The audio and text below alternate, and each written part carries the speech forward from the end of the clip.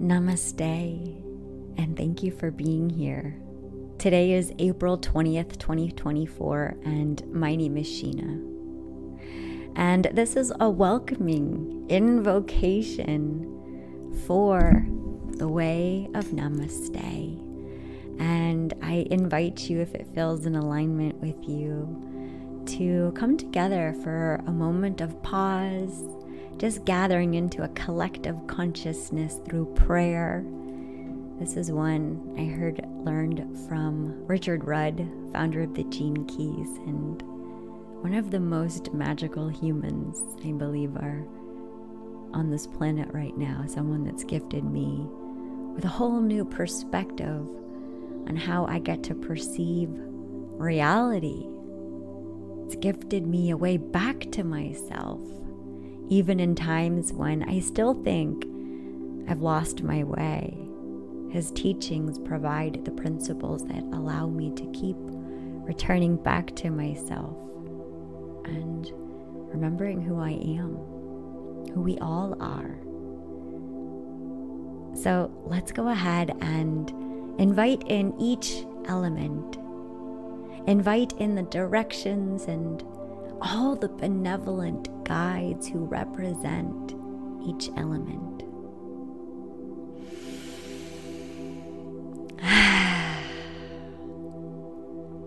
Angel of the earth, please purify my physical body. Angel of water, please purify my astral body. Angel of the air, please purify my mental body. Angel of fire, please sanctify my spirit. Angel of the ether, please gather the quintessence. Woo! Today is a big day for me, a really big day. As a starseed and astrologer, this feels like a very specific day that I co-created at the beginning of time. And I sit here shaken in my shortalls with the accepting of what today means for me. It's a day for me to show myself, reveal myself fully, authentically with the world, and that can be terrifying for some aspects of me, while simultaneously liberating for other aspects. And I believe that it's in these moments that really define us. And so here I am with the jitters, and I'm a little scared, and I give that fear a voice, and I name it, and I welcome it here to the table with me. Because I'm here to cultivate a virtual sanctuary of forgiveness and authenticity and divine love and sovereignty. And I'm a starseed, and this conjunction between Jupiter and Uranus in the sign of Taurus connects me with my why. And my why is reflected through my hologenetic profile in the Gene Keys, a spiritual teaching founded by Richard Rudd that's been such an instrumental part of my enlightenment journey. That's been the reason that I feel so called to share this book of knowledge that I've been so blessed to engage with so intimately as part of my daily devotion for the past 4 years. My why in the Gene Keys can be shrunken down to a number, 4.6. The shadow of tolerance. The shadow of intolerance. Let's be real. The gift of understanding and the divine expression of forgiveness. My dharma is my karma. Through the eyes of innocence, the eternal child, after perceived disappointment. Line 6. I've been having so many activations coming through today that with Mercury retrograde, it gets to bring me closer to my teachers to look for their words when mine falls short. The gift of understanding through my embodiment and essence can be best described by Richard Rudd. So I know it's a little long, but bear with me. Here is an excerpt from his book, The Gene Keys, and it's about my why, the gift of understanding and the reason for the way of Namaste. Whew.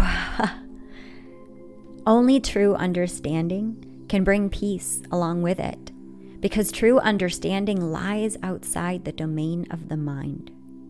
Understanding is of the whole being, and it does not and cannot require agreement from the cognitive capacities within your brain. And this quantum leap is true understanding, which is a feeling of knowing that floods your whole body and radiates from the solar plexus area. For me, I call this my claircognizance, and it's part of my gift. I'm here to claim and share. He goes on, the gift of understanding is the only answer that will satisfy a person's dissatisfaction, and it must come about through the exhaustion of your mind rather than any other way. When you look logically at all angles of any concept, you begin to realize that nothing can ultimately be proven through logic, because logic can always be used to prove the opposite. When you finally see this, your whole being lightens, because you realize once and for all that the mind is of no use for resolving anything of real importance. This, in turn, releases the mind to do what it loves to do best: research and communicate and play. The higher frequency of such understanding also brings with it the urge to be of service to the world. And you can use the mental alacrity of the fourth gift to follow the dictates of your higher self. This newfound genius at seeing the underlying patterns of life also affords you direct access into another aspect of this fourth gift: the ability to understand people.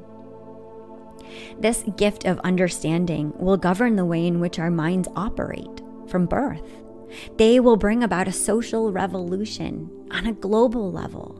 And this revolution will be based upon a logical understanding of the folly of the existing systems and structures. New formulae will come into the world through this fourth gift that will undoubtedly lead to technological breakthroughs that solve long-standing problems rather than create new ones. Forgiveness is born out of understanding, but it occurs when a being makes a leap beyond understanding. Forgiveness, at its pure citic state, is the thunderbolt that's released when a being attains Christ consciousness. It's a divine quality that transcends like Christ into the world of form.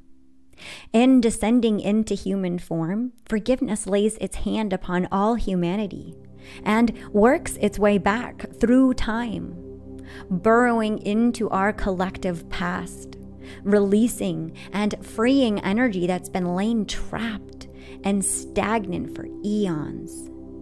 Forgiveness moves down the ancestral bloodlines of all humanity in this way, dissolving genetic blocks and lifting karmic curses wherever it travels.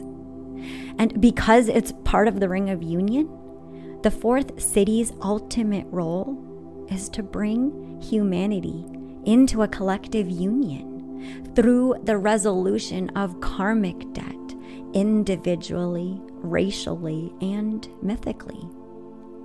In the material realm, we'll see this manifesting one day through nations forgiving each other their financial debts. Forgiveness as such is really a collective phenomenon, which is why we humans have never been able to control it or fake it. It just falls upon you like a surprise, and something inside you opens up that was previously choked. It really is a miracle. As more beings bring this city into the world, they play their part in the releasing of humanity's collective karma. Such beings hold on to nothing in life because they've moved beyond understanding into pure truth. The forgiveness that we know is but a tiny shadow in comparison to the beyondness of the fourth city. Pure forgiveness is a universal panacea that radiates in every direction throughout time and space. It's the final answer to end all questions. When all is forgiven, then forgiveness itself no longer exists, only truth. True forgiveness is merciless because it returns everything back to its source. I know, it's a lot. All this to say here, I am breaking out of my own glass ceilings of what I thought could be possible when I was 5. That all beings could come together to remember that we are one being, and play and sing and co-create and share our wisdom stories and ancient traditions with one another. See, when I was 5, I saw the goddess in everyone, and I thought everyone carried that knowing in their pocket. It broke my heart over and over again when I went out into the world, always still feeling this direct connection with something so much bigger than me, this divine mother that lived and breathed me. And through my naivety and disappointment, I recognized that others didn't have this, and less people could really see me and see the goodness of who I was. I spent a long time with foggy mirrors and distorted reflections, all divinely orchestrated so that I could keep learning how to believe in myself. According to the Gene Keys, that same teaching that reflected to me my dharma through my karma, I also learned about my life's work and my sacred service and its truth, its authenticity. I get to show up and be exactly perfectly imperfect, divinely human me. And that gets to be enough. And I get to share it with anyone who wishes to be in their full expression with me, co-creating a temple of sacred union, ourselves constantly reflecting ourselves back to one another. This is the way of Namaste. And this is my sacred intention that I put into the opening of these temple gates today.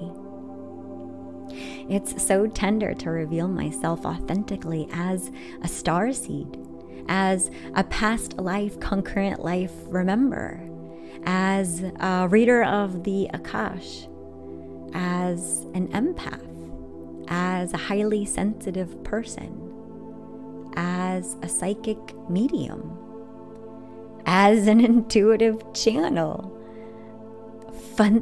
A bunch of fancy words to say, an enlightened being with a direct connection to source, because my soul chose to come here now and overcome a whole series of initiations to be here now.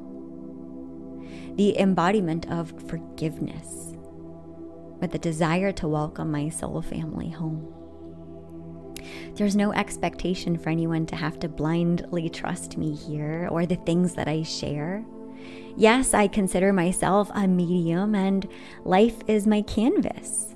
And I'm constantly being guided to sources and things that help me, I believe, deliver messages that are meant to unite us back into a place of oneness, where we can all remember that we are love and light.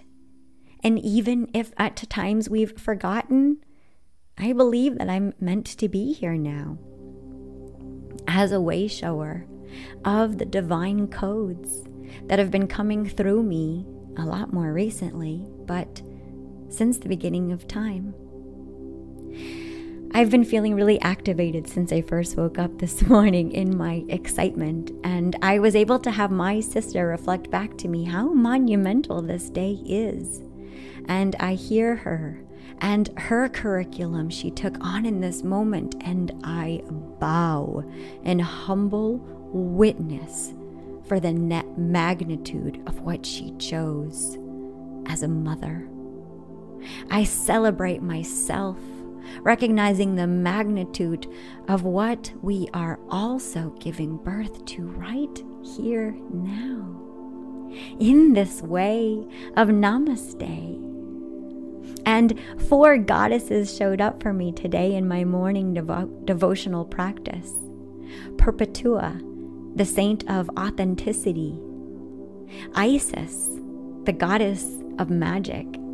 And Sarada Devi, the divine mother. And my soul sister. I was gravitated toward my sister's soul to sisterhood namaste prayer. My greatest soul sister, my soulmate twin flame, Jamie Day of the Divine Mommy movement. And when we got together, our twin flame and soul sister celestial rays connecting this morning at my altar, there was the white buffalo woman. And from Kaya Ra's living transmission, I hear her speaking to us all now.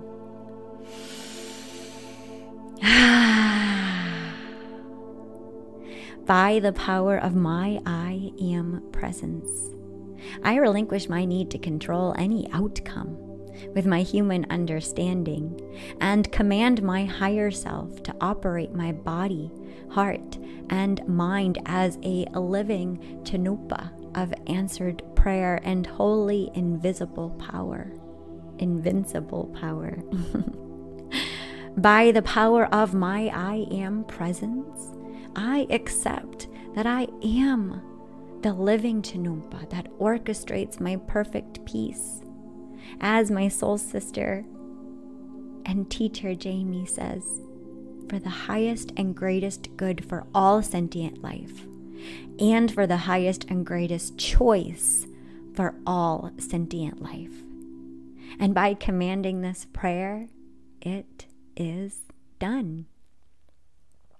I don't have all the answers, but through the all-seeing eye that's open and available to all of us, I know exactly everything I need to know while simultaneously recognizing I have no idea. And I recognize the conflict that can occur between my human self, who can be shy and curious and quiet, who doesn't always want to be seen and share herself because she's overcome post-trauma stress. And her trauma's been the catalyst for all of this.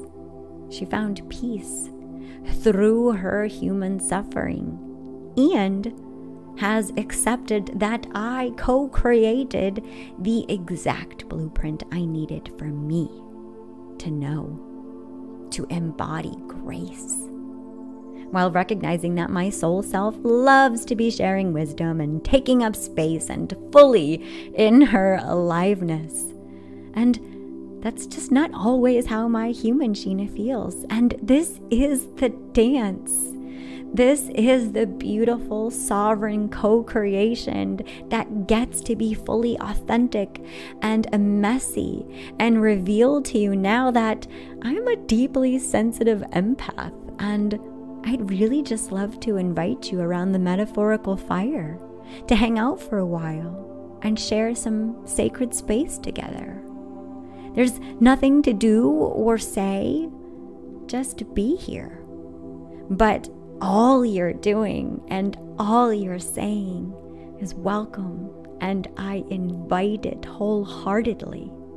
And my prayer is that together we can learn to understand one another and come together to bring more forgiveness, more love, more beauty into this world, one authentic transmission at a time. This is the way of Namaste. It reveals itself like breadcrumbs, just pieces along the way. For me, there's nowhere to rush off to, no destination to come to that we won't leave and return back to 1,000,000 times over. Just a group of souls walking one another home with our prayer. So thank you for joining my prayer, that we can learn to see each other through the eyes of pure, divine love, seeing the goodness in one another and reflecting that back time and time again.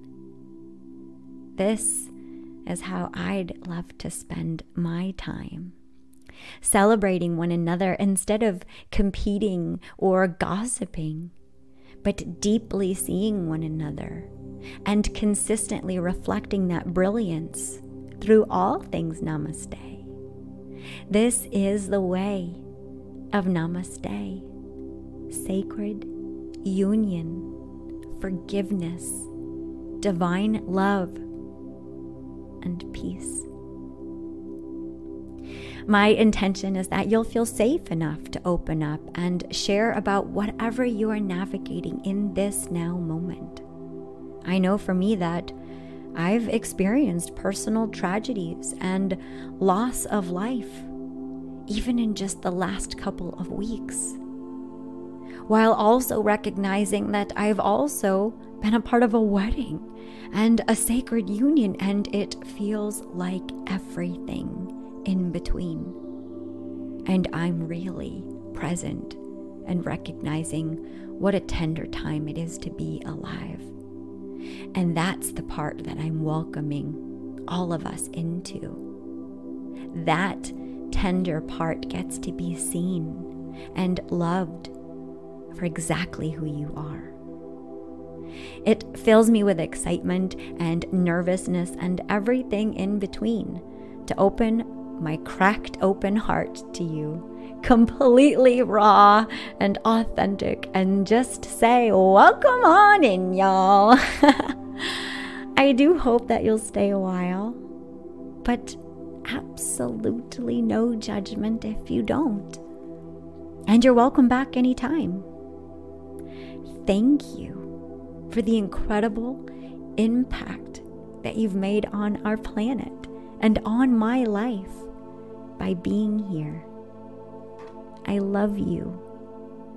Namaste.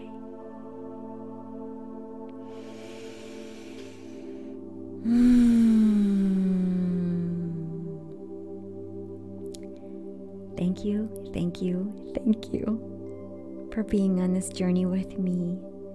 Thank you for allowing myself to be authentic and vulnerable and reveal the sacred ancient wisdom that's been kept secret sometimes for good reason, because it was intended to come out to the believers of magic and to the folks that want to return to the place of paradise, of unity, of operating through our multi-dimensional selves, to recognize just when we think we've figured it out, we come to the humble place of realizing we don't have a clue.